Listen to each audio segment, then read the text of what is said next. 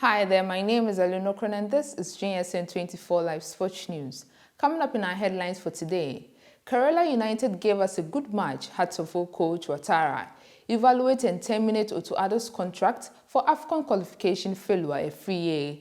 Ghana Black Stars against Niger, a match for pride and potential glory. The 2024 Women's AFCON, Black Queens to learn group opponents on Friday. The Quetta retains IBF African title. Qualification system published for World Athletics Relay Guangzhou 25.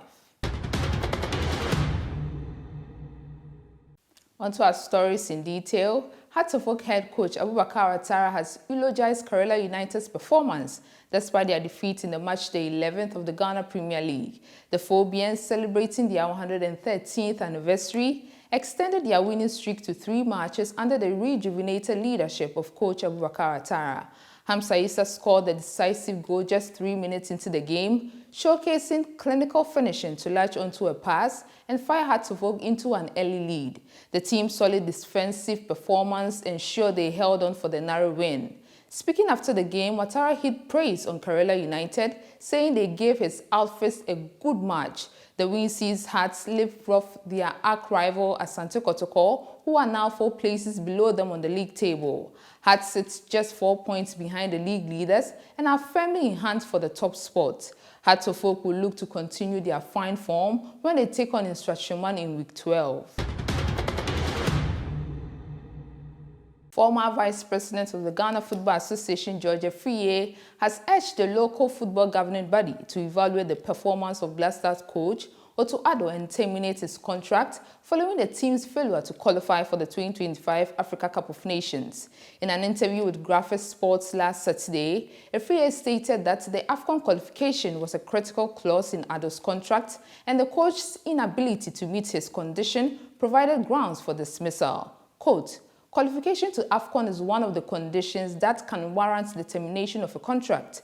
It is standard in these agreements, and failure to achieve that gives the FA every reason to terminate the contract," Afriyie stated. While advocating Addo's dismissal, Afriyie also suggested that the coach's performance in the AFCON qualifiers should be weighed against his efforts in the World Cup qualifiers before any final decision should be made. He also raised concerns about the absence and inactivity of the Black Stars Management Committee, a body traditionally tasked with logistical and operational support for the team. Quote, "I don't think there is a Black Stars Management Committee currently, since the previous one was dissolved. I have not heard about its reconstitution, and I am unclear on who the members are or their role," he noted. He also stated the importance of the Management Committee in ensuring the team's success.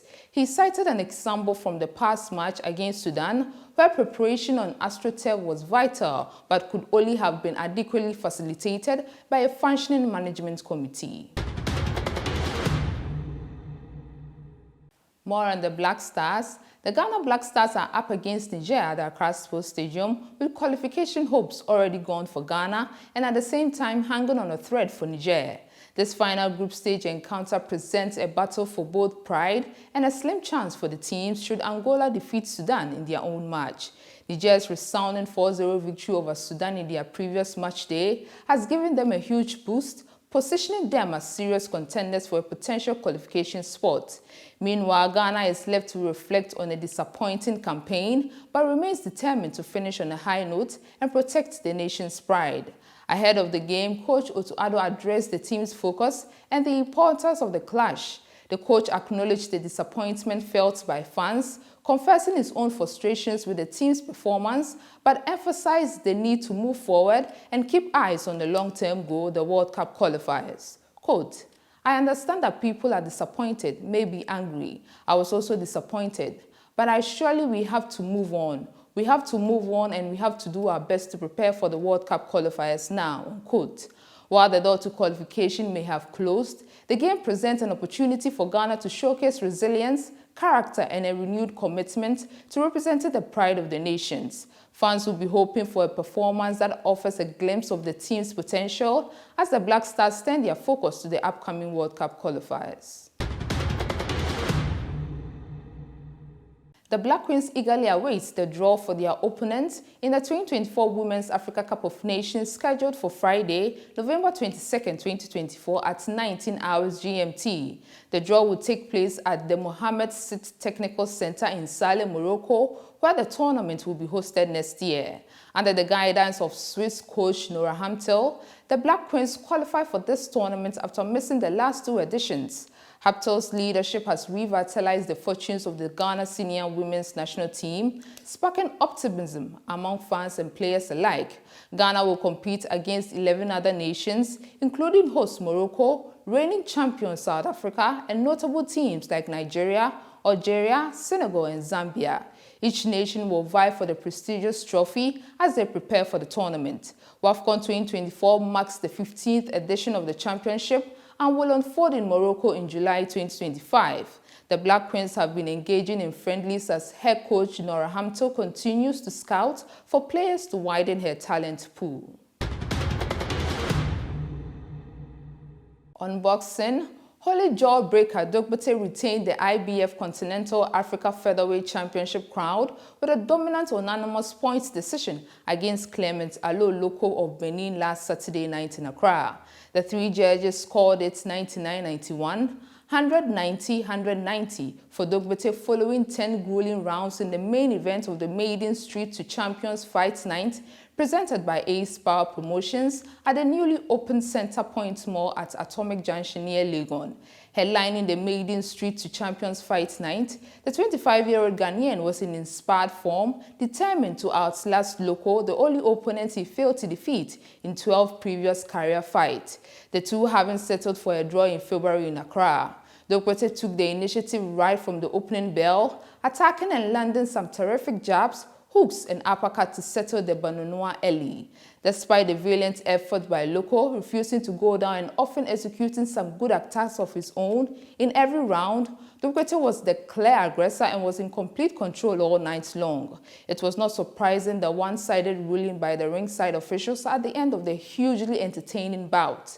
In the end, Dogbate was on cloud 9, indicating his readiness to take on big boys of the featherweight division in the boxing world, fearlessly calling out high-flying American youngster Bruce Carrington, aka Shushu.